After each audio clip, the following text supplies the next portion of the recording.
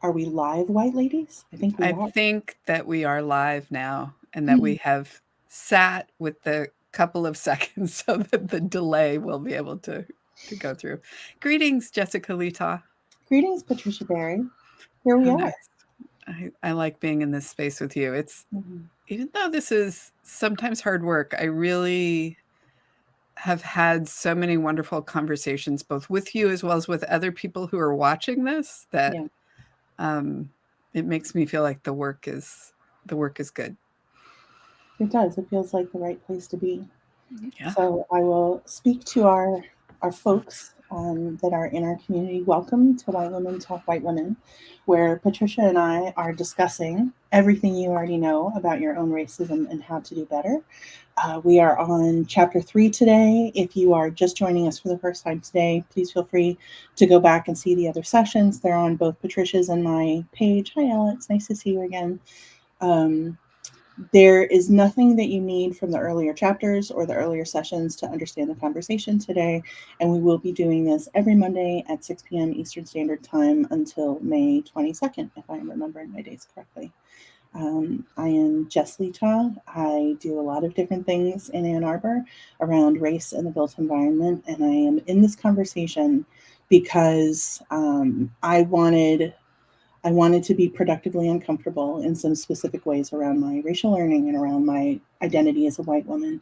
And there's pretty much no one I'd rather have that conversation with on screen than Patricia Berry. Thank you, Jess. And I am Patricia Berry. My pronouns are she, her, hers. I am cis, femme, uh, heterosexual human um, who definitely has been steeped in white culture and white centeredness, and only in recent years have begun to do my own unlearning in this space. And one of the people that I lay the impetus for that for is the friendship that I built with you, Jess, which is very trusting and very you hold me in both love and accountability on a regular basis. And it's interesting in the, what is it, 5 or 6 years that we've known each other? Many years. Many years that we've known each other, that has started to also serve how I make other friendships happen, and other, loving relationships is, setting that tone of transparency and love and accountability and a lot of hard conversations. So that's why I'm in this work and why I just am so joyful to be in it with you. Um, kind of, I feel like it's like out loud, like we do this all the time, right? But Yes. now we're like in front of people. We're in front of people, and I think I'll speak for myself, really intentionally broadening my community of white Hmm. women with whom I can do this work in solidarity. There are folks in the community, in my profession, that I would love to be in greater solidarity with and in greater community with, because without doing this work with y'all, um, it's super isolating and also not super productive. Or let me say, my own learning only goes so far. I'll say it that. Hmm. Hmm. And so that was part of my productive discomfort, was broadening learning to an audience that I didn't necessarily know who was going to show up, or how they were going to show up, and being deeply okay with showing up to whatever the uncertainty was.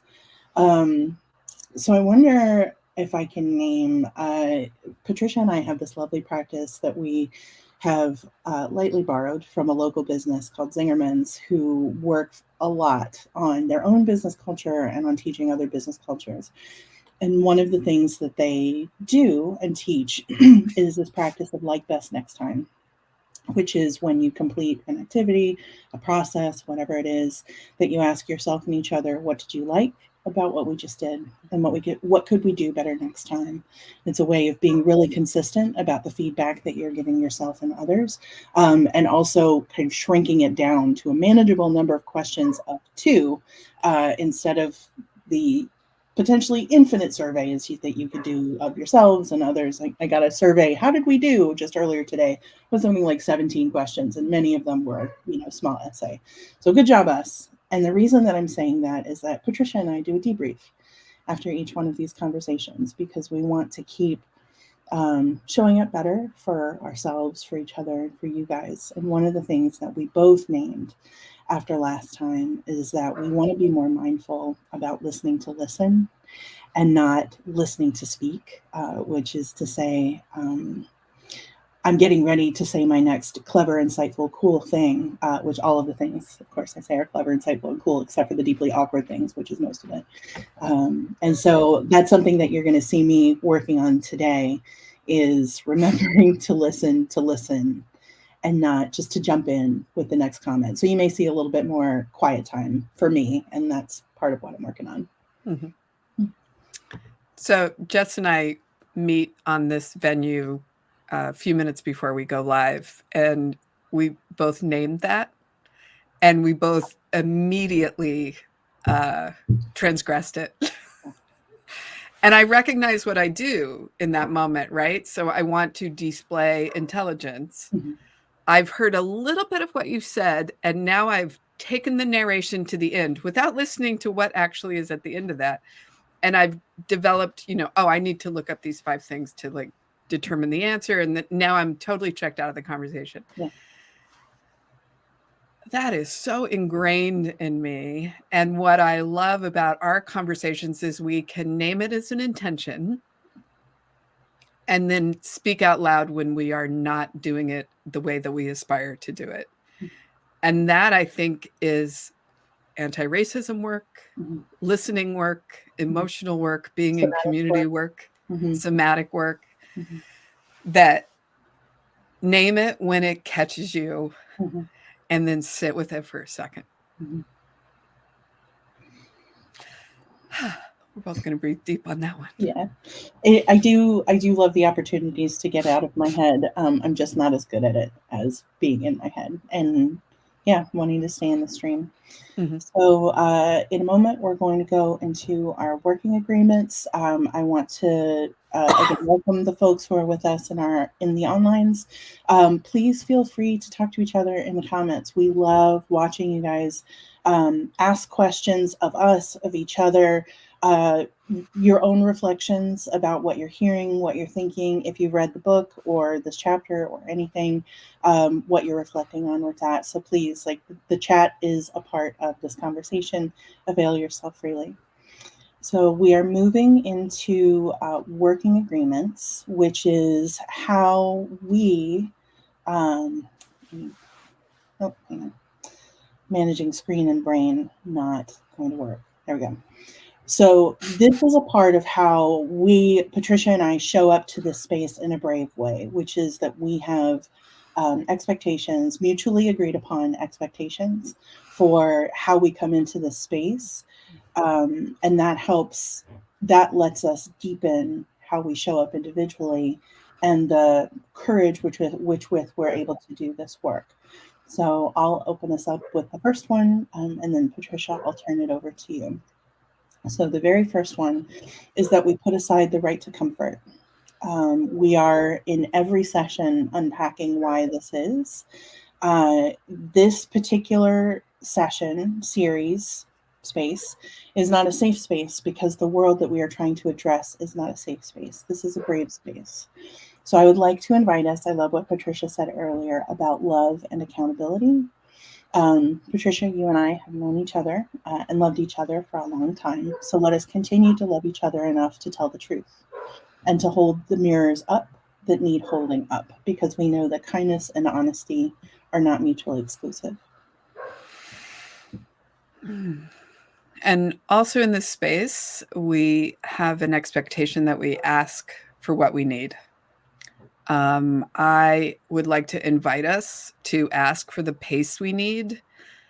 Speaking for myself, when I'm doing deep learning, as much as I'm an extrovert, it never fails me to stop, reflect, sometimes retreat a little bit, and then return. I have had far less success in speaking off the cuff. So asking for the speed that we need. The other thing that we would like to invite ourselves to do in this space is resist binary thinking. And I read something great on the internet today that nature actually doesn't do right or wrong. Nature doesn't do one or the other. Nature only exists on a spectrum. So binary thinking is actually something that goes against our nature and I think the nature of humans in general. So resisting black and white thinking, except when we're talking about race, no right or wrong, either or. We're going to try and resist those binary thinking elements and to have something that's a little bit more nature centered and on a gradient. I love that that idea of resisting binary thinking as a means of returning to a deeper truth. I don't know that I thought about it that way before, so I really appreciate that. Our last working agreement with each other in this space is that we welcome conflict. We talked a lot about this in the last session. The last chapter was on the concept of nice.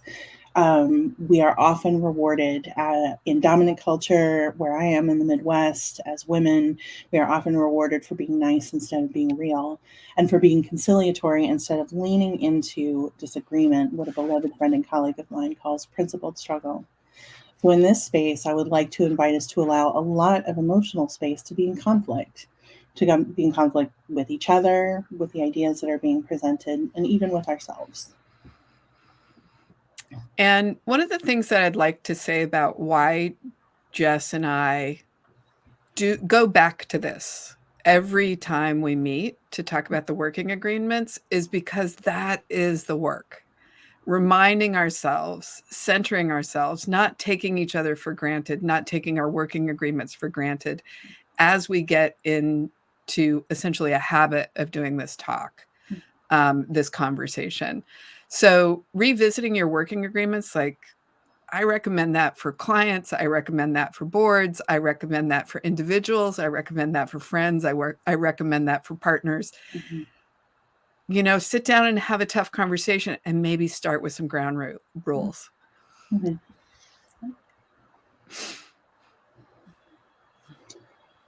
So I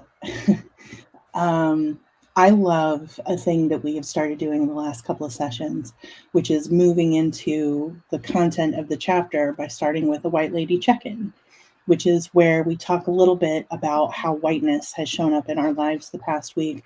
And this is a way of talking about whiteness because it's a concept that is a concept, a construct, manifestations that are often invisible to white folks because we've been taught not to see them. We've been taught that whiteness, white norms, white culture, white expressions of culture are the baseline and therefore unremarkable. And so this white lady check-in is a way of surfacing racialized experiences as white women. So, Patricia, I wonder if I can ask you about yours.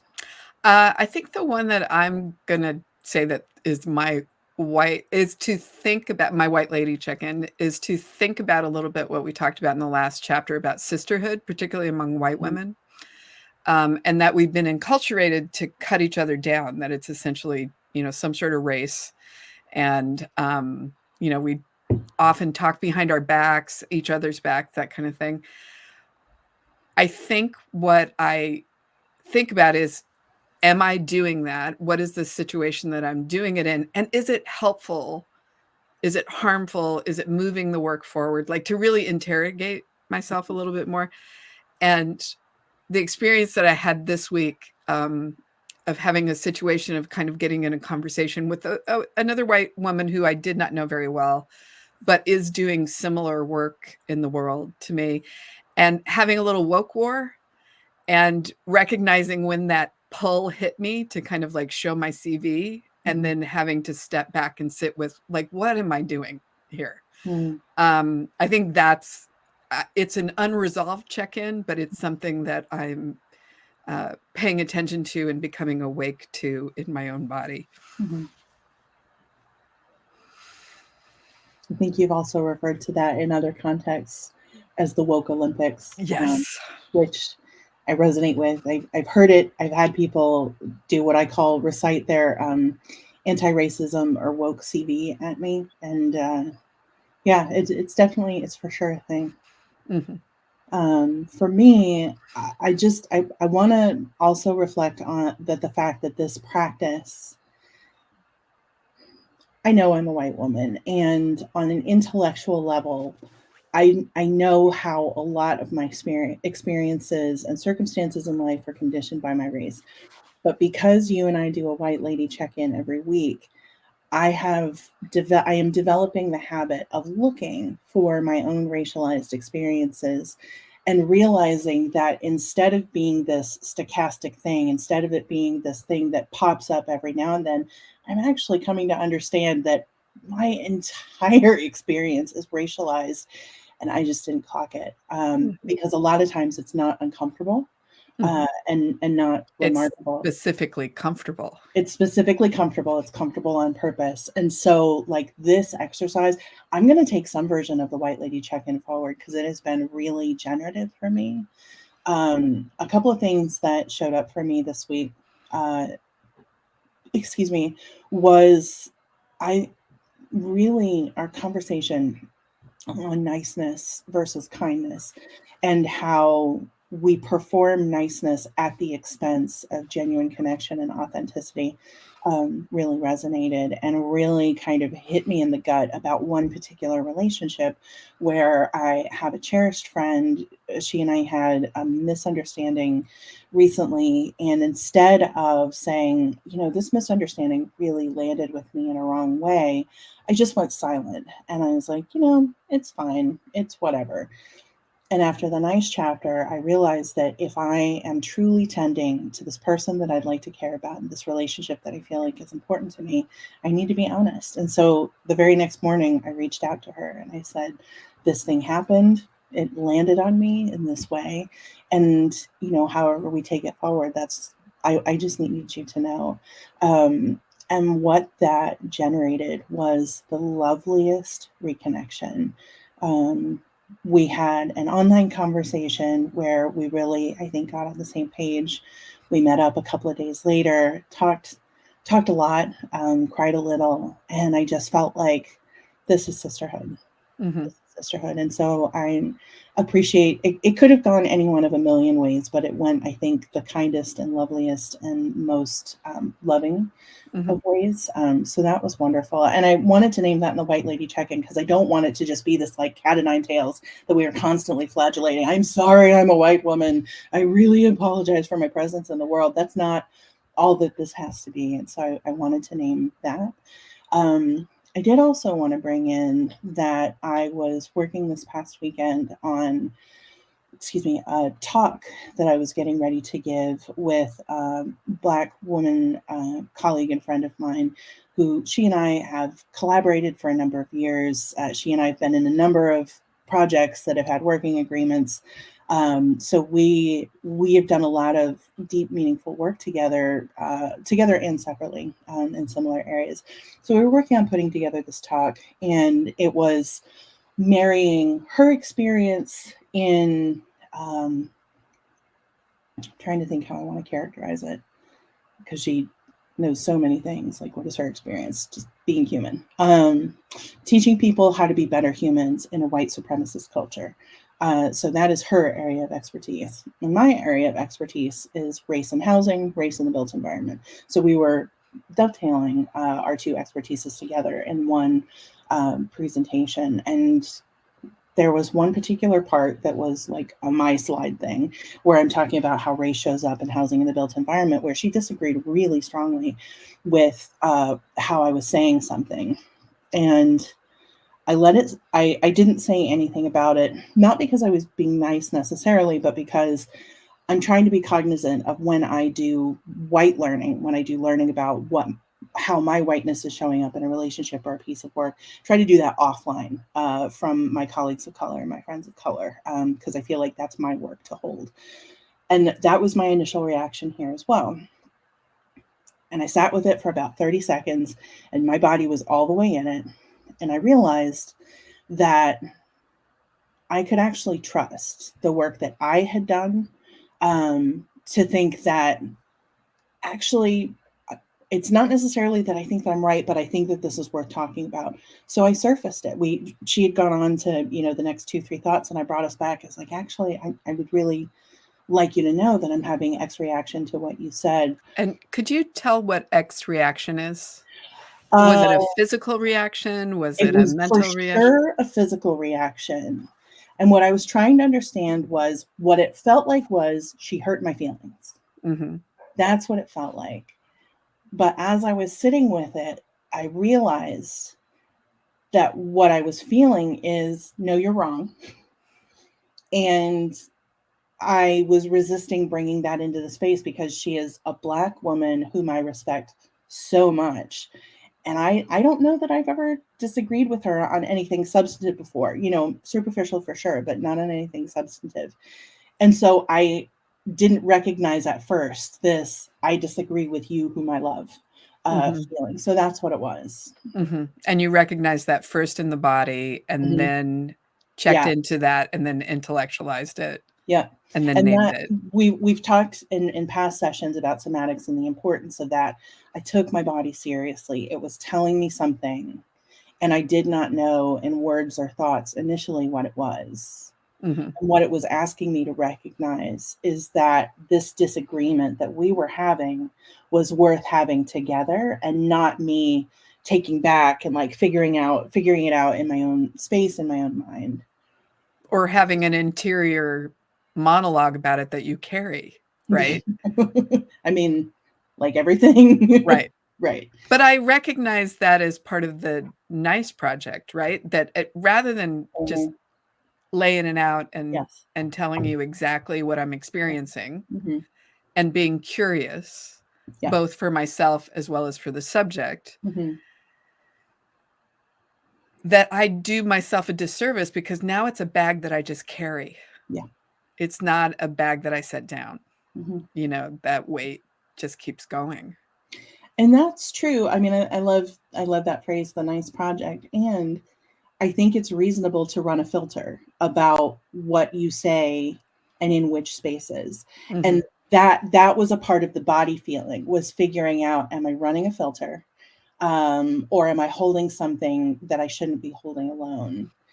And the body feeling was strong enough that I actually named it to her before I totally knew what was going on internally, because I trusted my body and I Mhm. trusted hers in my working relationship. Mhm. Both of those things. Mhm. I'm actually feeling it a little bit now. It's not unpleasant. It's just like that was a moment.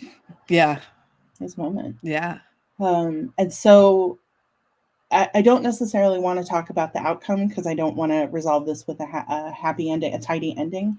But what I want to say is that I brought it into space, and that we talked through it. We figured out what the disconnect was between where I was coming from and she was coming from. And the point wasn't where we got to. The point was that we had this incredibly juicy moment with each other, of her being a Black woman coming at this with deep expertise and cognizant lived experience, and me coming at this with a white woman with expertise and lived experience, and us being deep in our both identities and our individualities together. And that was just a moment of being human that I so appreciated. So that is a way that whiteness, another way that whiteness showed up for me this week. Mhm. It was intense. So I have just one question as I'm reflecting on this. Like, one of the gifts of the last few years of my work in this space is reconnecting with my body. Yeah. And as you and I have actually really named somatics and the ideas and, how I use naming my physical experience as a way to stop a conversation and put it on pause for a second Mhm. and explain to whoever I'm with that I'm having a physical reaction. I'd love to talk about it because I think it has something to do with what we just said. Mhm. I could not have done that in my 20s. I was so divorced from my physical experience. Like, I even remember, like, not I'm a crier. Like, I cry when I'm happy, when I'm nervous, when I'm sad. Like, it's really interesting because people always kind of see me as like a ball buster and kind of, out in your face and all that stuff. But I will cry at any disagreement, which is a real challenge when you're trying not to exhibit white woman tears. Right. But I would pretend like I wasn't crying as I was crying. And how divorced from my body was I because I was trying so hard to just have it not somehow a part of me. It was certainly my meat ship, but it wasn't necessarily part of my lived experience. I'm feeling such a moment of tenderness for young Patricia. Like, it is That's hard to just be a young woman in this world, and she a was young woman on her own in New York working in a man's business. That's when I was a consultant, technology consultant, and I was the only woman in the room. mm-hmm. So And I was I'm having a moment of tenderness for her that she was like, got it. What did you say? Got to cut out the meat shit. meat ship. I was just like, the meat ship that I'm riding That's right. doesn't have anything to do with my intellectual acumen, which is not true. You are on a gradient. All of it is information. So it is all information. It is all information. And I have loved learning to respect and trust my body and know that sometimes she knows things that my brain hasn't caught up to. And I do have a deep trust about that now.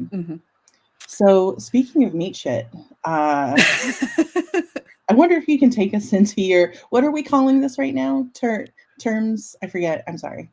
Glossary of terms. I don't know. Did we have a good name for it? I don't know. thought you came up with something clever. I think like what's in the glossary is what I'm going to call it today. It had a fancier name before. If we were marketing this, I would have remembered. But so in the back of the book, the authors have a glossary of terms, which is their definition of different aspects. And I thought it was interesting to kind of pull those forward as we've continued on the trajectory of these talks. We realized that we have to narrow down to like, what's one theme or question that we want to really explore that was sparked by the chapter, rather than go totally free range. So one of the things that we have been talking about is doing this work in relationship. And sometimes that's the most tender place to do that. And one of the definitions that I think about is the woke Olympics, as you and I were talking about. Like, sometimes with friends, I end up in that woke Olympics kind of thing, and sometimes with strangers, and sometimes, and whenever it is, it's a horrible feeling. And so their definition on page 156, white woman woke wars. You need to be perfect. Your need to be perfect means you have to be the best at everything, including anti-racism work.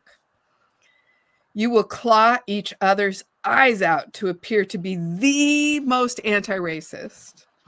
You try to one-up other white women with Facebook and Instagram photos of you holding signs and marching, your kids selling cookies for Black Lives Matter and Stop Asian Hate. You with your token Black, Indigenous, or brown friends here, there, everywhere. See also performative activism, perfection, and white nonsense. So I think one of the reasons that I thought about that in this terms that we're thinking about is, I mean, if we're doing this work in relationship, right? Sometimes we're having these conversations with people we love. Sometimes we're having these conversations with people we would like to be in love with. And kind of being asked by somebody else to like display your, we're in Ann Arbor. I'm going to make a really sweeping statement about poor Ann Arbor. It's a lot of white people doing a lot of wokeness. Sometimes. And highly educated white people doing a lot of wokeness. That we're good, we're educated, and we know what's wrong and we know all the words. But like, what are we really doing? And are we really having those connective tissue conversations? So I'm going to just sit with that statement because I realized I kind of wandered around in it a little bit. But yeah, so woke wars, being asked or catching myself, that's one of the things that I do, is try to catch myself when I feel like I need to prove to somebody else something about myself that makes me feel good. Like, did you know that I do blah? Did you know that I'm having these conversations? Did you know that I went through this program? Did you know that I did this? Do you know that I've been doing this for years? When really it would have made me feel better to just shut up and just let it sit. If somebody's not caring enough to be curious about me and my experience and why do I think like that or why do I do like that, what am I really pulling out the CV for? I want you to say that again because can you say that again, please? I don't know if I can say it again. If somebody doesn't care enough If about somebody doesn't to be care curious enough about me and my experience to be curious rather than competitive, maybe that's the way to do it. You know, why do I care what they think about me? You know, I've spent a lifetime trying to prove I'm smart. Right? Do you know you're smart? Like internally, do you know? Not always. Okay. Some days are better than other days. Okay. So maybe it becomes easier to ask somebody else to say, yes, you're smart than it is to ask yourself to know it. Yes. Yeah. Got it. Got it. And what I'm starting to recognize in my own getting triggered and wanting to participate in woke wars, usually with other white women, I'm going to be really honest. I pay attention to my chest. Like I always get my signals in my chest. I've just collapsed. Something's caught me. It's almost like a fish hook catches my chest and I try to collapse in on itself. To like just stop. That's so Buddhist, by the way, because What? the Buddhist term for that experience is Shenpa, which is literally hook. I've been hooked. It is. I've been hooked. Mm-hmm. You know? So yeah, like the woke wars. I'm going to refer to a lovely human who has entered my life in the last few years. My friend Gary has I don't know whether I agree with this or not. And I think it's wonderfully insightful. He really doesn't like land acknowledgements because he says it's a bunch of white people saying that they're sitting on stolen land. And what are you really going to do? Nobody's given their house back. So stop saying it's stolen. You're not going to do something. So like with the woke wars, like, why am I saying my CD? I'm not really CB. I'm not really doing anything, you know, in this moment. Like if there's nothing for me to do, like what does somebody need my CV for?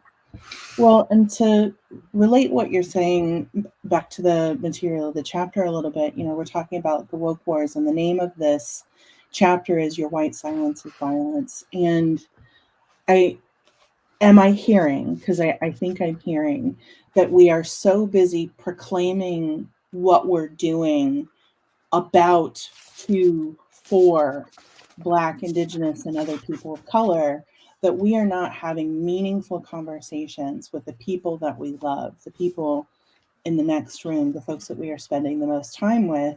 We are not having conversations with those folks here. We are hoping to substitute work in the world, which may be performative, it may be substantive, it may be somewhere, you know, in between the two or including both. But we are substituting that for the heart work of the folks that we're in relationship with. Is that what I'm hearing? Yes. And I think I was a little bit waxing off somewhere to the left of that, which I think you brought us back to the central question, which I appreciate. Thank you. Your white silence is violence. So I'm not a racist person. I do all the classes. I know all the words. I know all the right things to say, and I'm sitting next to my uncle at the dinner table Mm-hmm. who's saying something racist. Mm-hmm. And I feel uncomfortable. Mm-hmm. I don't know what to say. I have a story about being out with an uncle, a favorite uncle, a beloved uncle, and his wife, one of my favorite aunts, and not having been with them for several years. So I left home when I was 18, and I think I was probably 25 when this happened. Mm-hmm. I went to visit them in their little tiny town that they lived in, and they went into the one Mexican restaurant in this little tiny town run by a Mexican family. And he is my uncle, was known as a joker, great sense of humor. Everybody loved that about him. And he jokes with this guy about being a wetback. Mm. I just remember being immobilized that I don't even know how to deal with this. I did not speak. Yeah. The owner of the restaurant, small town, of course he left. I mean, what Yeah. other choice do you have? Yeah. Here's a guy who's beloved in town. He comes in, he's joking with you. That means that you're regular people. So how can we begin to speak to our loved ones and Mm-hmm. place so much at risk? What are we ready to risk in order to be present? Mm-hmm. And how can we express it in both love and accountability? Mm-hmm. Those are my questions. Mm-hmm. In preparing for today, Patricia and I said that this was something that we wanted to talk about, and we came in with no answers, and not totally sure where this conversation would go. So, welcome, y'all. So glad you're here. And don't forget, feel free to drop in questions or comments in the comment section. We always love to see it. I'm going to bring this even closer to home for me, which is that I have been thinking a lot for a long time about how do I bring my partner along with me in this work, my intimate partner with me in this work, and what are my responsibilities? I definitely feel two real significant tugs on my spirit. One is that I am a white woman. I am the person closest to them. They are a non-binary human. I am closest to them. Um, we have the most conversations. They know my work fairly well, what I do in the world, what I try to do in the world. They know about the series, of course, and what I'm hoping to do with it. So that's a huge tug. The other huge tug is I am not responsible for how you show up in the world. I am not responsible for all of your learning. You have to do things yourself. And what do I do when there's never anything as egregious as a wetback comment, either out in public or at home, but there is a lot that could be better. I'll say from could be better to pretty problematic. Like that's the spectrum that I'm looking at. And where I struggle is I will totally have these conversations. It's a little exhausting because this is what I do all day. And so to do it at home feels like, I brought my homework home and I'm doing it over dinner and into the evening, whatever. Okay, fine. But this is one of my responsibilities as a human on this earth is to have these conversations with this person whom I love more than anything. So we talk about the one thing that got said and we get to a point of understanding, oh, okay, I see that. And then the next thing comes like 45 minutes later. Am I really in charge of saying every single time, stop it? And I think the answer is yes. I think that there is a particular kind of muscle that I need to build. Maybe I need to do a better job of not just talking about it instance by instance, but in talking more holistically about white supremacy and a culture that privileges whiteness. I think maybe we need to have more conversations that are holistic, because otherwise, like, it is just fucking problematic whack-a-mole. Like, oh, fuck. And I hear you about that. I'm in a intimate relationship with a cis male hetero dude, White. Mm-hmm. white, Mm-hmm. mid 50s, Mm-hmm. deeply compassionate, well intentioned, Very well intentioned. and deeply committed to learning. And sometimes we're in spaces that I'm like, I don't know how to handle that. And it comes out in ways that are not, like you said, like not like direct. Mm-hmm. And it's an expression of white male privilege Mm-hmm. to dominate a conversation with details. And how to have that conversation, I still haven't figured out. I'm lucky to be with a partner who I can name. I'm having a physical experience. Yeah. And I'd love to talk to you about what I'm feeling. I know your intentions were good. Let me talk a little bit more about how it landed both on me as well as maybe the room. I still struggle in my niceness, and the worst struggle that I have is in my intimate relationship with a man. Yeah. That is the last and deepest bastion of my white-centered training. Yeah. Like, what do you not speak up against? Mm-hmm. So I would love to ask you, Jess, about here's one of the tools that I'm using. Mm-hmm. And it's a tool that I use both for loving relationships as well as douchey online relationships. But I won't even say relationships. That spectrum was amazing. That spectrum was amazing. I'm going to ask you to unpack that. Because my feeling is Mm-hmm. this human that I'm talking to is so in touch with their kindness and generosity that if they speak what it is that they did by shorthand, they would realize, and 7 times out of 10, it works. Mm-hmm. You will realize as you say the thing, what that joke actually meant, what that voice actually meant, what that thing actually, ended up happening. Like I'll use that as an online standing up, right?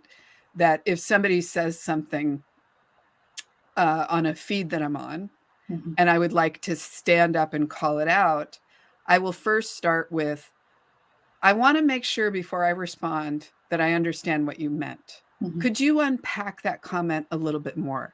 Who are we talking about?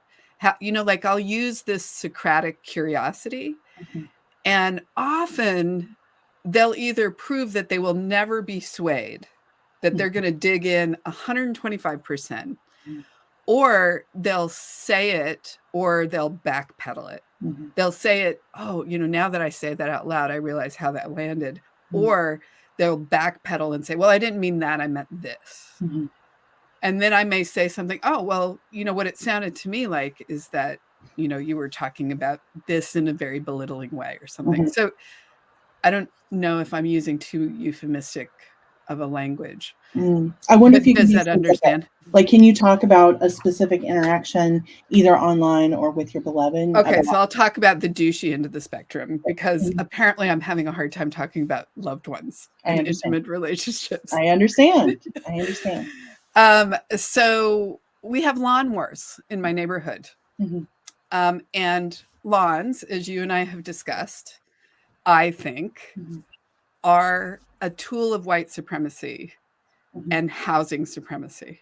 Mm-hmm. I have a vastness monoculture of a perfect lawn that indicates that we are orderly and that I am not required to feed or care for anyone else other than myself. Mm-hmm. I do permaculture. My people do permaculture. So we feed the bees, we feed the humans. We often have walk-through food as it comes down the lane. And we have a lot of weeds because weeds are actually very nutritious in a lot of ways. So my neighborhood often has conversations around, we hate how crazy and awful your lawn looks. Mm-hmm. And there was somebody on Facebook that was like, your lawn looks shanty. And, okay, I could either come out swinging, Mm-hmm. or I could say, Pete, before I respond to that, I'd love to know what the term shanty means to you, Mm-hmm. and talk a little bit more about what you're hoping to achieve by using that term. Mm-hmm. And, how this person unpacked it, it was very clear that what shanty meant was poor, out of control, not good housing prices. Mm-hmm. And you have too many people living in your house. That was like the other point of the program. Mm-hmm. I didn't have to do a lot of work after that, after I had asked those questions, Mm-hmm. and asked him to unpack it. Mm-hmm. Like, I'm really clear he's never going to change his mind. Mm-hmm. So an example that I would use in my loved one situation is sometimes his enthusiasm gets to be so much that he will overtake a conversation. Mm-hmm. Yeah. Mm-hmm. And his knowledge is so vast and so deep that Mm-hmm. he can do it all day long. Mm-hmm. And so I'll ask him the question, where do you see, I'll ask him to stop and take a moment, and I'll say, where do you see me in this conversation? Mm-hmm. Oh, well, I'm telling you X, Y, and Z. And I'll ask him, do you see me participating in this conversation? Do you, you know? So those are things. And again, I'm recognizing, and I'm going to just name that I took it away from race. I heard it. Yeah. I heard it. And I appreciate you naming that. So let me come in, because Yes, please. I come preloaded with an example that I still don't know what I should have done in the moment. I know it wasn't right, and I know I should have done something. I don't know what. So several years ago, pre Panny D, my partner and I were out to eat in an Ann Arbor restaurant, and so Patricia lives in Ypsilanti. I live in Ann Arbor. Her characterization a few minutes ago about Ann Arbor, spot on, received. Thank you. No contesting from here. So we were two good white people out for dinner, and our server that evening was a young black woman who was wearing her hair in a natural style. I think it's called a protective style.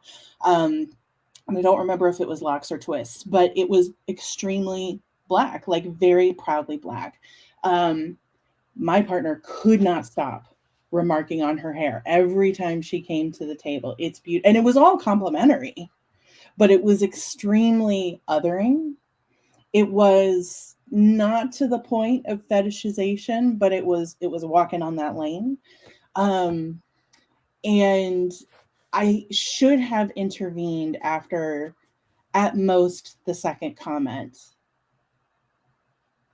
probably after she left the table, so that she didn't feel In the middle of a fight. in the middle of a fight, and like I was posturing, for her benefit. I probably should have said after the second comment, I appreciate that you are trying to compliment. Your impact is not the same as your intent here. This is extremely othering, and it is making it really, really apparent that you are a white person who is not around black people a lot. And so you're not treating her with the tenderness and kindness that I know is what you are intending to express. So I think I just said, I don't know what I should have done. I think that's what I should have done. But I didn't say anything. I didn't say anything. And we went to that restaurant. It's one of our regulars.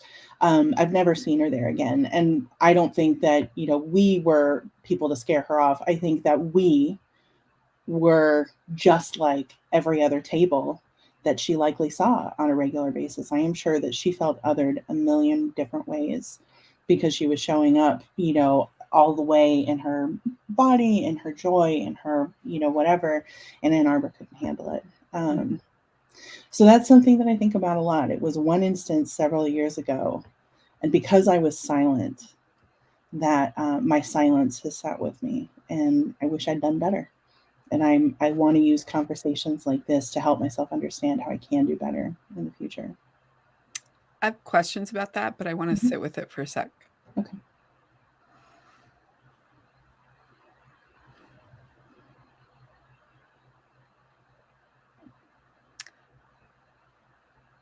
Here's sometimes the complication that I run into in a moment like that. Mm-hmm. Should I say something in front of the person? Mm-hmm. I don't want to be performative, but I do want to be protective. Yeah. Mm-hmm. Should I wait until afterwards?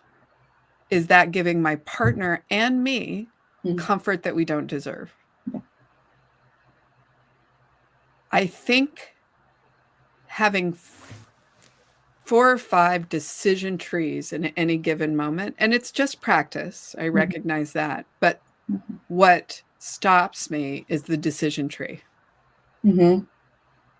One of the things that stops me. Mm-hmm. The main thing that stops me is my enculturated Yes. niceness. Yes. It is comfortable to be quiet. It It is is comfortable to be easier quiet. to do nothing. We will have this fight in private or Mm-hmm. not. Or not. Um, and maybe it's not a fight, maybe it's a discussion. That's me assuming ill intent for, and my partner in all the difficult conversations that I have had with him has always been yes and let's go. Right. Let's dig into it. Mm-hmm. So lots of gratitude for that. And recognizing that similar situations like that have happened to me Mm-hmm. and him, and I have said nothing Mm-hmm. and wondered when should I have said something, Mm-hmm. if I should have said something, what is helpful to say. Mm-hmm. Um, And I think it's okay to think of that as context dependent.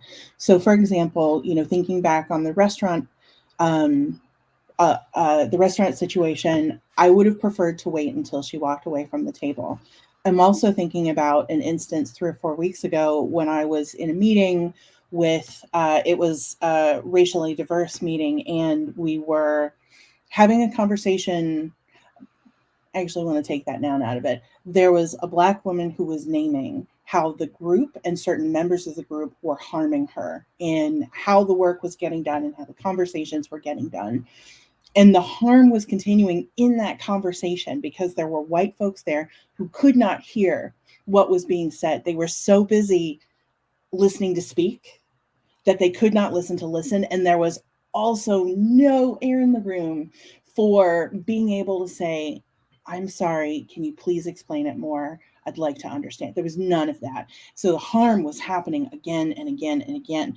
And in that moment, I actually did step in because she was there and she was not being heard. And I didn't want to speak over her. I didn't want to speak for her, but I am a white woman. And in that instance, in a room full of majority white people, including white people who were causing harm and not listening.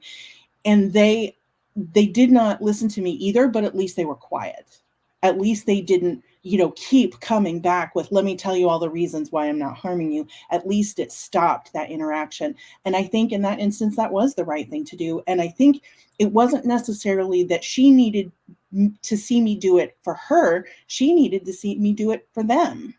mm-hmm. How are we policing each other? Yeah. And policing is not the right Yeah, I don't love word. that word, but I how are don't we? either. How are we calling each other Yeah. in both love and accountability? But the Right. accountability, maybe I Mm-hmm. should start putting that first, Mm-hmm. Right. and accountability and love. Mm-hmm. Yeah. That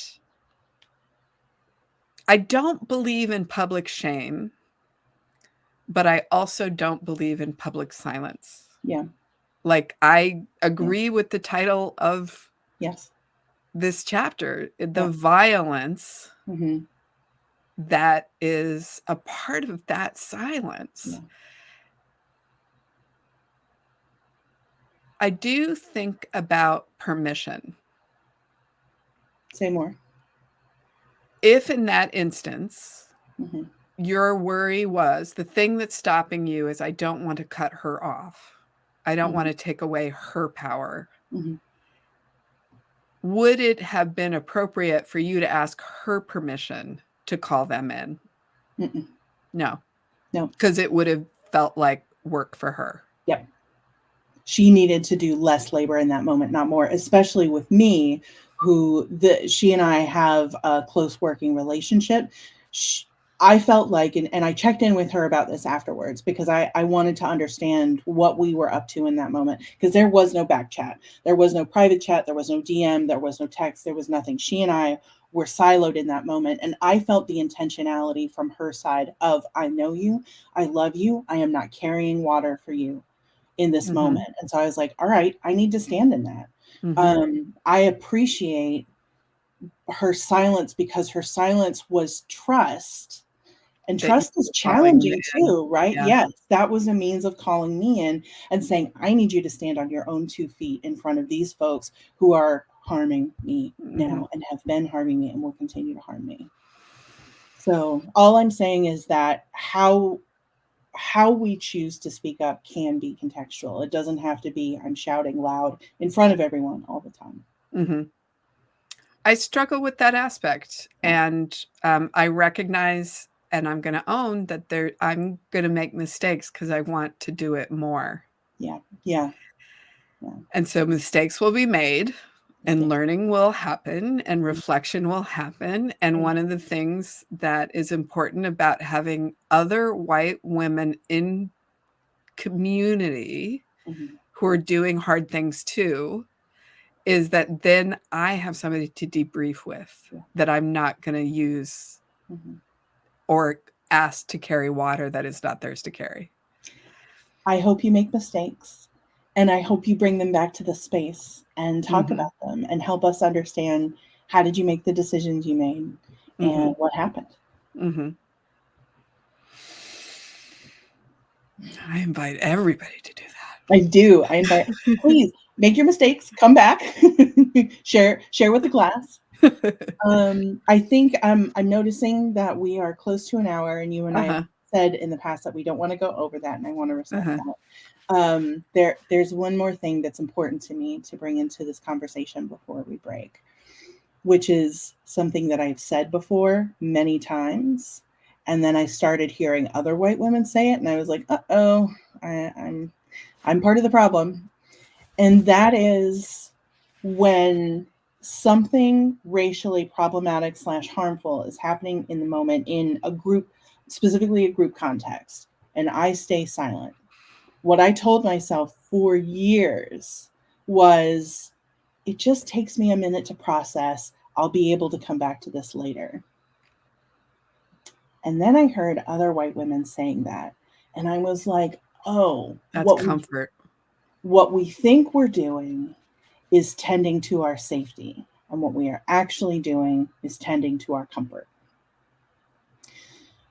So part of my white women work really recently has been to hold up that mirror whenever I hear it. I didn't realize. I thought that was a personality thing, right? Like I thought, and there are specific reasons that I say that in terms of my own like emotional landscape and healing. There are times when it is not safe for me to engage something in the moment. Race is not generally one of those times. And so, white women friends, if you find yourself saying, it's tough for me to process, I can't say anything now because it's tough for me to process in the moment. Ask yourself, am I tending to my safety or am I tending to my comfort? And is my silence in this moment violent? Can I ask a question about that? Yeah. So if you put a pin in it and asked everybody to be quiet with you, does that give you enough time to process? I think it depends on the circumstance. What I have found helpful, and I've done this a couple of times and it felt so awkward and it helped, was to stop things. And these were the 2 instances I'm thinking about. They were both large-ish group conversations, let's say 9-10 people. So not 50, but like 9 or 10 people. I would stop the whole run of show and say, I feel like I'm struggling And lately, and this is almost verbatim what I said, lately, what I've come to understand is when I struggle to understand why I'm struggling, that is generally because there's an element or elements of white culture that are going unnamed in this moment. So can I take I have a checklist, and I pull up the checklist of white culture characteristics. I shared it as a link in an earlier episode or an earlier session. I'll share it as a link on this one as well. But I will pull up that list and I will call out what I feel like I'm seeing. I feel like I'm seeing perfectionism. I feel like I'm seeing exceptionalism. I feel like I'm seeing, X, Y, Z. And I will check in with the folks around me. If we have done our good working agreement work, then we make the space to do that check in. And I got to say, in those moments, you said, is it okay to stop? I have found that the answer is yes. And my next thing after stopping is to get real explicit about whiteness. Mm-hmm. And so far it's helped. And that's one of the tools, that whole, and I think the book has talked about this, about white women being uncomfortable naming that we are white women. Yeah, right. I'm full bore into that. Like, I am a white woman and all that entails. Mm-hmm. And using that naming as a way to contextualize what I'm thinking is a good tool for me, my mm-hmm. brain, mm-hmm. to remember. Mm-hmm. This is a white woman speaking, with the white woman's history, with all the white privilege that came with that, with all the white, every complication, comfort, caution, that I carry like a weight on my back. Mm-hmm. And, I think that that's another, place that we can also do the work. Mm-hmm. So thank you for that, Jess. I appreciate that. And I will say that naming the white culture characteristics, I'm just realizing this now, is that one of the functions that it has served is that it's allowed the white folks in those spaces to come into solidarity with each other in that moment in ways that are otherwise difficult for us to do if they don't have, relationships like you and I do, going back many years, having lots of awkward conversations, right? Like normal relationships, folks that I only see in specific working conditions, or, it's just, it's much less deep. Mm-hmm. So getting to whiteness, getting to explicit whiteness faster, helps us be in solidarity with each other in meaningful ways. And so, yeah, I think I'm gonna keep doing that. Can I quote something that was in the book? Yes, that you so helpfully put in our notes? Yes. Thinking about silence, right? So not naming our whiteness, not naming the racist thing that's happening, mm-hmm. Being silent. One of the quotes in the book that totally paused me in my tracks. There's a saying in Germany: if there's a Nazi at the table and 10 other people sitting there talking to him, you've got a table of 11 Nazis. How many times as a fundraiser did I let a donor slide on racist, out and out racist commentary because there was money at stake and my job was at stake? That makes me a racist, mm-hmm. because I was willing to, yeah. Right. And I was willing to lose nothing, right, for my values. That's right. Our values should cost us something. That's our friend Yodit who always says that. I love that quote. She will not watch this. That's okay. She has a lot of other stuff to do. Yeah. All right. I really appreciate this. I feel like I'm leaving with questions, maybe even more questions than answers. But I appreciate the provocation of this chapter, and man, I appreciate the conversation with you. Yeah, I really me do. Too. Mm-hmm. I still have deep work to do. Mm-hmm. This is one of the hardest unlearnings, mm-hmm. in intimate relationship. Mm-hmm. To our onlines, hello, thank you for joining us today. We will be back here again next Monday at 6 p.m. East Standard Time. We hope you can join us, and feel free to tell friends and colleagues and have them join us as well. Peace.